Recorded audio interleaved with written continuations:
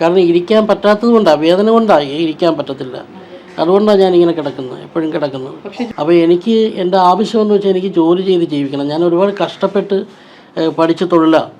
അപ്പോൾ അത് വർക്കുകളൊന്നും എടുത്തവർ നേരത്തെ വർക്കിന് ഓർഡറൊക്കെ ഉണ്ടായിരുന്നല്ലോ അല്ലേ? ഉണ്ടായിരുന്നുണ്ടായി. ഇവിടെ വന്നതിന് ശേഷം ഇവിടെ അതിനുള്ള സൗകര്യമില്ല, ഇവിടെ ജോലിയില്ല, ജോലി സാധ്യതയില്ല ഇവിടെ. കാരണം ഒരുപാട് പേര് വേറെയും ഉണ്ടല്ലോ. ഈ 12 വർഷത്തിനിടയ്ക്ക് ഞാൻ 3 പ്രാവശ്യം പുറത്ത് പോയത്. അത് വലിയ കഷ്ടപ്പെട്ട് ഒരു പ്രാവശ്യം പോയപ്പോൾ വീണുപോയി. അങ്ങനെ നടുവേദനയും മറ്റു കാര്യങ്ങളൊക്കെ. പിന്നെ ഞാൻ പുറത്തോട്ട് പോകാറില്ല അങ്ങനെ. ഇപ്പം എൻ്റെ കൂടെയുള്ളത് പ്രവീണാണ്. പ്രവീൺ ശരിക്കും പറഞ്ഞു കഴിഞ്ഞാൽ കഴിഞ്ഞ 12 വർഷത്തിനിടയ്ക്ക് 3 തവണ മാത്രമാണ് ഈ മുറിക്കകത്ത് നിന്ന് പുറത്തേക്ക് ഇറങ്ങിയിട്ടുള്ളത്. ഒരുപാട് അസൗകര്യങ്ങൾക്ക് നടുവിൽ അദ്ദേഹം താമസിക്കുകയാണ്. ഞങ്ങൾ ഈ വീട്ടിലേക്ക് വന്നപ്പോൾ വളരെ പരിമിതമായ സൗകര്യങ്ങളാണ്. ഈ ഹാളിൽ പോലും ഒരു 2 പേർക്ക് നിന്ന് തിരിയാനുള്ള ഇടം മാത്രമാണുള്ളത്. ഈ ഒരു മുറിയിൽ, ഈ അടച്ചിട്ട മുറിയിൽ അദ്ദേഹം എത്രയോ കാലങ്ങളായിട്ട് പുറം ലോകം കാണാതെ കിടക്കുകയാണ്. ഇദ്ദേഹത്തിൻ്റെ അവസ്ഥ ശരിക്കും പറഞ്ഞു കഴിഞ്ഞാൽ അങ്ങേയറ്റം വേദനിപ്പിക്കുന്നതാണ്. പ്രവീണിന് ശരിക്കും എന്താ സംഭവിച്ചത്? എനിക്ക് 17 വയസ്സിലാണ്, 18 വയസ്സിലാണ് ഇങ്ങനെ നടന്നു പോകുമ്പോൾ ചെരുപ്പ് ഊരി പോകുമായിരുന്നു. അങ്ങനെയാണ് ഞാൻ ഡോക്ടറെ കാണുന്നത്. ഡോക്ടറെ കണ്ടപ്പം ഡോക്ടർ പറഞ്ഞൊരു വിദഗ്ധ പരിശോധന നടത്തണം, അതിന് മെഡിക്കൽ കോളേജിൽ പോകണമെന്ന് പറഞ്ഞു. അങ്ങനെ ഞാൻ മെഡിക്കൽ കോളേജിൽ പോയി. അവിടെ ഒരുപാട് ഡോക്ടർമാർ എന്നെ പരിശോധിച്ച്. അപ്പോൾ പിന്നെ ബയോപ്സിയൊക്കെ ചെയ്ത് അതൊക്കെ കോയമ്പത്തൂരോ ബാംഗ്ലൂരൊക്കെ കൊടുത്തു വിട്ടാണ് ചെയ്തത്. അപ്പോൾ അങ്ങനെ ചെയ്തപ്പോൾ 3 പ്രാവശ്യം ബയോപ്സി ചെയ്ത്. എന്നിട്ട് ഡോക്ടർമാർ എന്തൊക്കെ പറഞ്ഞു, എനിക്ക് മസ്കുലർ ഡിസ്ട്രോഫി എന്ന് പറഞ്ഞ രോഗമാണ്, ജനിതക രോഗമാണ്, ഇത് മാറത്തില്ല. അപ്പം ഇരുന്ന് ചെയ്യാൻ പറ്റുന്ന ഒരു തൊഴിൽ പഠിക്കണം. അപ്പോൾ അതിനു വേണ്ടിയുള്ള കാര്യങ്ങളായിരിക്കണം മുന്നോട്ടുള്ള ഭാവിയെ കരുതി ചെയ്യേണ്ടതെന്ന് പറഞ്ഞു. അങ്ങനെ ഞാൻ ഒരുപാട് ആലോചിച്ച് കഴിഞ്ഞപ്പോൾ മോട്ടോർ വൈൻഡിങ് എന്ന് പറഞ്ഞ ഒരു ജോലി ഞാൻ പഠിച്ച്. വളരെ കഷ്ടപ്പെട്ടാണ് പഠിച്ചത്, ഒരുപാട് കഷ്ടപ്പെട്ട് പഠിച്ചതാണ്. അത് പഠിച്ച് ഞാനൊരു കടയിട്ട് ഒരു സ്ഥാപനം തുടങ്ങി. സ്ഥാപനം തുടങ്ങിയതെന്ന് വെച്ചാൽ അതെൻ്റെ ചേട്ടൻ്റെ സ്ഥലത്തായിരുന്നു. ചേട്ടന് കൈവശം വെച്ചിരുന്നൊരു സ്ഥലത്താണ് ഒരു സ്ഥാപനം. അത് ഭാവിയെ കരുതി, അതായത് അവിടെ കുളിക്കാനും അത് കണക്ക് ടോയ്ലറ്റ്, മറ്റ് സൗകര്യങ്ങൾ, കിടക്കാനുള്ള സൗകര്യങ്ങളെല്ലാം ഉണ്ടായിരുന്നു.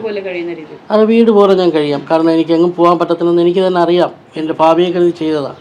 അപ്പോൾ 8 വർഷം ഞാൻ നല്ല രീതിയിൽ ആ സ്ഥാപനം നടത്തി. നല്ല ജോലി ഉണ്ടായിരുന്നു. അവിടെ തന്നെ ഞാൻ ബൂത്ത് തുടങ്ങി. പിന്നെ മീനിൻ്റെ കൃഷി തുടങ്ങി.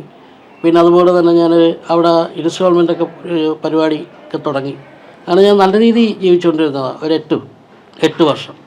അപ്പോഴത്തേക്ക് ദേശീയ ജലപാതയുടെ വികസനം വന്നു. അപ്പോൾ ആ സ്ഥാപനം സർക്കാർ എടുത്തിട്ട് അതിന് പകരമായിട്ട് അതിൻ്റെ അവകാശിക്ക് കിട്ടിയ ഈ സുനാമി ഫ്ലാറ്റാണ് ഞാൻ താമസിക്കുന്നത്. ഞാനിവിടെ വന്നിട്ട് 12 വർഷമായി. ഞാനിവിടെ വന്നപ്പോൾ എനിക്കിവിടെ ജോലി സൗകര്യങ്ങളൊന്നുമില്ല, എനിക്ക് പുറത്തോട്ട് പോകാൻ പറ്റത്തില്ല. അത് കണക്ക് തന്നെ ഒരു രോഗം വന്നാൽ എന്ത് വന്നാലും ഇവിടെ കിടന്ന് അനുഭവിക്കുക. ഞാനിത് 12 വർഷം കൊണ്ട് ഞാൻ അനുഭവിക്കുന്നുണ്ട്. ഈ 12 വർഷത്തിനിടയ്ക്ക് ഞാൻ 3 പ്രാവശ്യമാണ് പുറത്ത് പോയത്. അത് വലിയ കഷ്ടപ്പെട്ട് ഒരു പ്രാവശ്യം പോയപ്പോൾ വീണുപോയി. അങ്ങനെ നടുവേദനയും മറ്റു കാര്യങ്ങളൊക്കെ. പിന്നെ ഞാൻ പുറത്തോട്ട് പോകാറില്ല അങ്ങനെ. അപ്പോൾ എനിക്ക് എൻ്റെ ആവശ്യമെന്ന് വെച്ചാൽ എനിക്ക് ജോലി ചെയ്ത് ജീവിക്കണം. ഞാൻ ഒരുപാട് കഷ്ടപ്പെട്ട് പഠിച്ച തൊഴിലാണ്. അപ്പോൾ അത് വർക്കുകളൊന്നും എടുത്തവർ നേരത്തെ വർക്കിന് ഓർഡറൊക്കെ ഉണ്ടായിരുന്നല്ലോ അല്ലേ? ഉണ്ടായിരുന്നുണ്ടായി. ഇവിടെ വന്നതിന് ശേഷം ഇവിടെ അതിനുള്ള സൗകര്യമില്ല, ഇവിടെ ജോലിയില്ല, ജോലി സാധ്യതയില്ല ഇവിടെ. കാരണം ഒരുപാട് പേര് വേറെയും ഉണ്ടല്ലോ. അപ്പോൾ നമുക്ക് മേളിലോട്ട് കയറി വരത്തില്ല. നമ്മൾ ഈ അടച്ചിട്ട മുറിയിൽ തന്നെ ഈ 12 വർഷം കൊണ്ടിരിക്കുവാണ്. അപ്പോൾ നല്ലൊരു ചികിത്സ നടത്താൻ പറ്റുന്നില്ല, നല്ലൊരു യാത്ര ചെയ്യാൻ പറ്റുന്നില്ല. അപ്പോൾ ഈ ഞങ്ങളുടെ ഭിന്നശേഷിക്കാർക്കൊക്കെ എന്ന് വെച്ചാൽ ഒരുപാട് കോടിക്കണക്കിന് രൂപയാണ് അതിന് വേണ്ടി കൊടുക്കുന്നത്, സർക്കാരിന് കൊടുക്കുന്നതെന്നറിയുന്നു. അപ്പം എനിക്ക് വേറെ ഒന്നും വേണ്ട.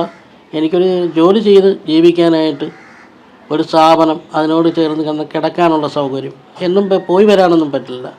അതൊന്ന് തന്നു കഴിഞ്ഞാൽ ഞാൻ സുഖമായിട്ട് സന്തോഷമായിട്ട് ജീവിക്കും. നടക്കാനൊന്നും പറ്റത്തില്ലല്ലോ, ഇപ്പം പറ്റത്തില്ല. കാരണം ഒരു ചികിത്സ നടത്തി കഴിഞ്ഞാൽ ചിലപ്പോൾ എനിക്ക് പിടിച്ച് നടക്കാനും ഈ അവസ്ഥയിൽ നിന്നൊക്കെ മാറും. കാരണം ഇരിക്കാൻ പറ്റാത്തത് കൊണ്ടാണ്, വേദന കൊണ്ടാണ് ഇരിക്കാൻ പറ്റത്തില്ല. അതുകൊണ്ടാണ് ഞാനിങ്ങനെ കിടക്കുന്നത്, എപ്പോഴും കിടക്കുന്നത്. പക്ഷെ ജോലി ചെയ്യണമെന്നും സ്വന്തമായിട്ട് സമ്പാദിക്കണമെന്നൊക്കെ ഒരുപാട് ഭാവിയിൽ ഒരുപാട് പ്രതീക്ഷ ഉണ്ടായിരുന്നു. കാരണം നമ്മൾ തൊഴിൽ പഠിച്ച് നമുക്ക് ജീവിക്കാനുള്ള മാർഗം ഉണ്ടായിരുന്നു. പക്ഷേ അതെല്ലാം നഷ്ടപ്പെട്ടു പോയി. ഇങ്ങനെ ഈ ഒരു 12 വർഷം കൊണ്ട് അതെല്ലാം ഭരണകൂടമൊക്കെ എന്ന് വെച്ചാൽ ഒന്ന് കനിഞ്ഞനുഗ്രഹിച്ചാൽ മാത്രം മതി. ഒരു ജോലി സാധ്യത തന്ന് ഒരു കയറി കിടക്കാനൊരിടം തന്നു കഴിഞ്ഞാൽ നമുക്ക് സുഖമായിട്ട് ജീവിച്ചു പോകാൻ പറ്റും. അതാണെന്നാണ് ഞാൻ പലയിടക്കെയും ഇവിടെ മുഖ്യമന്ത്രിയുടെ ജനസമ്പർക്ക പരിപാടിയിൽ അപേക്ഷ കൊടുത്തു. അത് കളക്ടർ വഴിയാണ് കൊടുത്തത്. അതിന് ഇവിടെ കത്ത് വന്നായിരുന്നു, ഇങ്ങനെ കോർപ്പറേഷനിലോട്ട് അയച്ചിട്ടുണ്ട്. ആ മേൽ മാറി മാറി വരുന്ന സർക്കാരായിരുന്നല്ലോ, അതോ ഈ സർക്കാർ തന്നെ ആയിരുന്നോ? 12 വർഷം സർക്കാരാണ്. ഈ സർക്കാരിൻ്റെയൊക്കെ കൊടുത്തു. ആദ്യത്തെ 1-ാം പിണറായി സർക്കാരിൻ്റെയൊക്കെ ഒരു പരാതി കൊടുത്തു. ജനസമ്പർക്ക പരിപാടിയായ അത് സ്വാതന്ത്ര്യ സ്പർശം എന്ന് പറഞ്ഞൊരു പരിപാടിയായിരുന്നു നമ്മൾ കൊടുത്തത്. അപ്പോൾ അത് കൊടുത്തിട്ടും പക്ഷേ അത് ഒന്നും ആയില്ല ഇതുവരെ. 4 വർഷം കൊണ്ട് പറയുന്നു, കോർപ്പറേഷൻ പറയും 4 വർഷം കൊണ്ട് ചെയ്യാമെന്ന് പറയുന്നതല്ലാതെ ഒന്നും ആയിട്ടില്ല, ഇതുവരെ ഒന്നും ആയിട്ടില്ല. പിന്നെ അതിദാരിദ്ര്യ പട്ടികയിലാക്കി എന്നെ കൗൺസിലർ, ഇവിടുത്തെ വാർഡ് കൗൺസിലർ. എന്നിട്ട് ഫുഡൊക്കെ കൊണ്ടുവരുമായിരുന്നു. പക്ഷേ ആ ഫുഡ് കൊണ്ടുവന്നപ്പോൾ എനിക്ക് രോഗം കൂടി, ഉപ്പൊക്കെ ഉള്ളതുകൊണ്ട് രോഗം. ഞാൻ ഇങ്ങനെ പറഞ്ഞ ഉടനെ അതുകൊണ്ട് അവരതങ്ങ് നിർത്തി. ഇപ്പം ഞാൻ ആ അതിദരിദ്രരുടെ പട്ടികയിൽ ഉണ്ടോയെന്ന് പോലും എനിക്കറിയത്തില്ല. ഇനി എന്നെ എടുത്ത് കളഞ്ഞോ ഉണ്ടോ എന്നൊന്നും എനിക്കറിയത്തില്ല. പിന്നെ ഇവിടെ എന്ന് വെച്ചാൽ ഭീമമായ കറണ്ട് ചാർജ്, ഒരു മാർഗ്ഗങ്ങളും ഇല്ല. 1250 രൂപ കറണ്ട് ചാർജ് കൊടുക്കേണ്ട ഒരു 2 മാസം കൂടുമ്പോൾ. പിന്നെ ഗ്യാസ്, മറ്റു കാര്യങ്ങളെല്ലാം ഭയങ്കര ചിലവാണ്. മറ്റു കാര്യങ്ങളോ നമുക്കൊരു സർക്കാർ ഭിന്നശേഷിക്കാരനല്ലേ, അപ്പോൾ എന്തെങ്കിലും ഒരു സഹായം തന്നു കഴിഞ്ഞാൽ സുഖമായിട്ട് എനിക്ക് ജീവിക്കാൻ പറ്റും. ഇവിടെ ആരും നിങ്ങൾ ഇതുവരെ തിരിഞ്ഞു നോക്കിയിട്ടില്ല, ഒരു ജനപ്രതിനിധികളും? ഞാൻ പരാതി കൊടുത്തപ്പോൾ ഇവിടുന്ന് കോർപ്പറേഷനിൽ നിന്ന് 3 പേര് വന്നായിരുന്നു. 3 പേര് വന്നിട്ട് അവർ വന്ന് പറഞ്ഞ് ഇത് കണക്ക് കോർപ്പറേഷനിൽ നിന്ന് വന്നതാണെന്നും പറഞ്ഞൊക്കെ എഴുതിക്കൊണ്ട് പോയതല്ലാതെ ഒന്നുമില്ല. പിന്നെ വാർഡ് കൗൺസിലർ ഇതിനിടയ്ക്ക് ഞാൻ പ്രശ്നം ഉണ്ടാക്കി. കാരണം ഞാൻ വിളിച്ച് കോർപ്പറേഷനിൽ പറഞ്ഞത് കണക്ക് ഞാൻ അവിടെ വരും, ആംബുലൻസുമായിട്ട് വന്ന് ഞാനിരിക്കും എന്ന് പറഞ്ഞപ്പോഴത്തേക്ക് അവിടെ നിന്ന് വാർഡ് കൗൺസിലർ വന്നു. അവർ വന്ന് പറഞ്ഞ് എല്ലാ കാര്യങ്ങളും ചെയ്തു തരാമെന്ന് പറഞ്ഞു. അങ്ങനെയാണ് അവർ അതിദരിദ്രരുടെ പട്ടികയിലൊക്കെ ഉൾപ്പെടുത്തി അങ്ങനെ ഫുഡൊക്കെ കൊണ്ടുവന്നത്. പക്ഷേ അത് കഴിച്ചപ്പം എനിക്ക് രോഗം കൂടുന്നു. അപ്പോൾ അവർ വൈരാഗ്യമായിട്ട് എടുത്തോ എന്തോ അറിയത്തില്ല. ഇതുവരെയും നമ്മൾ പരിഗണിച്ചില്ല. അതാണ് മെയിനായിട്ട്. ശരിക്കും പ്രവീണിൻ്റെ അവസ്ഥ എന്ന് പറഞ്ഞാൽ വളരെ കഷ്ടം പിടിച്ചൊരവസ്ഥയാണ്. കാരണം നമ്മുടെ ദേശീയ ജലപാതയുടെ നിർമ്മാണവുമായി ബന്ധപ്പെട്ടിട്ടാണ് ഇത്തരത്തിൽ ജോലി ചെയ്തിരുന്ന സ്ഥാപനം, അതൊരു കിടപ്പാടം പോലെ തന്നെയായിരുന്നു പ്രവീൺ സൂക്ഷിച്ചിരുന്നത്. പക്ഷെ അതൊക്കെ നഷ്ടമായി. അതിന് പകരമായി സർക്കാർ കൊടുത്തിരിക്കുന്ന ഈ സുനാമി ഫ്ലാറ്റിൻ്റെ 2ാമത്തെ നിലയിലാണ്. ഈ ശാരീരിക അവസ്ഥ കൊണ്ട് അദ്ദേഹത്തിന് ഇവിടെ ഇരുന്നു കൊണ്ട് യാതൊരു തരത്തിലുള്ള ജോലിയോ ചെയ്യാൻ സാധിക്കുന്നില്ല. ഓർഡറുകളൊന്നും തന്നെ പുറത്തുനിന്ന് കിട്ടുന്നില്ല.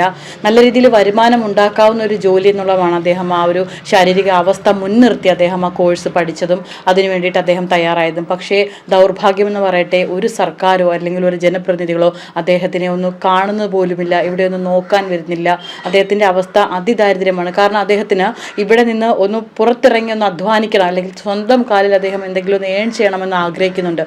അതിന് ഉള്ളൊരു സാധ്യതയോ അല്ലെങ്കിൽ എന്തെങ്കിലും ഒരു വഴിയോ എന്തെങ്കിലും ഇവിടുത്തെ സർക്കാരുകൾ കനിയണമെന്നും അതോടൊപ്പം ഇവിടുത്തെ കോർപ്പറേഷൻ്റെ പ്രതിനിധികൾ ഈ ഒരു അവസ്ഥ കാണണമെന്നും ഇദ്ദേഹത്തിന് ഒരു വരുമാനം ഉണ്ടാക്കുന്ന രീതിയിൽ എന്തെങ്കിലും ഒരു സഹായം ചെയ്തു കൊടുക്കണമെന്നുമാണ് പ്രവീണിൻ്റെ ഇപ്പോഴത്തെ ആവശ്യം. ക്യാമറമാൻ അൻഷാദിനൊപ്പം ബിൽവനിത്സൻ, വിസ്മയ ന്യൂസ്.